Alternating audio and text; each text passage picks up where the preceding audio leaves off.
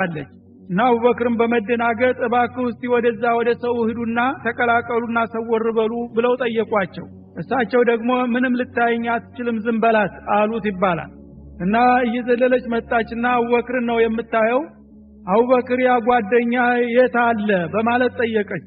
ማን ነው እሱ ሲሏ ያ መሐመድ ነው አለች። ይሄው እዚህ አይደለም እንዴ አሉ። እሷ ግን አታይ ምን ትቀልዳለህ እኔ ምሩን እየጠየቅኩህ አለች። ይህ ጊዜ ምን ለምን ፈለግሽው ለመሆኑ ሲላት እኔን የሚሰድብበት ቅኔ አዘጋጅቶ እስከ ቤተሰቤ ይዘልፋልና ይዝትብኛል ማለት ደርሶኛል።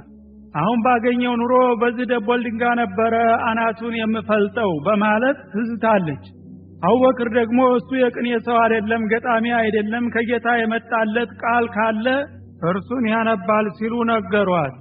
የዛ ጊዜ ለማንኛውም ባገኘው ኑሮ አሁን አለቀውም ነበረ በማለት ድንጋዩን ወሩራ ተመለሰች ይባላል። ከሄደች በኋላ አቡበክር ገረማቸውና ነብዩን ጠየቋቸው።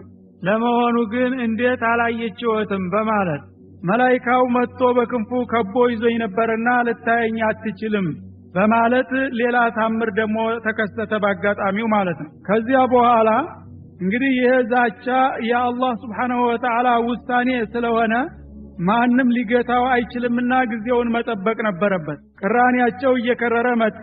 እሱ እንደዚህ ግጥም እየገጠመ የኛን ስም እያጠፋ እንዲህ የሚያረገን ከሆነ እስከ መጨረሻ ድረስ እንግዲህ እኛ እንፋለመዋለን በማለት ይበልጥ ቆርጠው ተነሱ ማለት ነው። ከዛ በፊት እንግዲህ ቤተሰቦች ናቸው።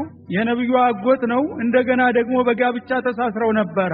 የነብዩ ሁለት ልጆች ሩቀያና ኡሙ ኩልሱም የሚባሉትን ለልጆቹ አይቶ ነበር ዑትባና ዑተይባ ለሚባሉት እና ተሰጥቶ ተቀብሎ እያለ ይሄ ሁኔታ ሲፈጠር ከዛሬ ጀምሮ የሱን ጋብቻ ማልፈልግም እነዚህ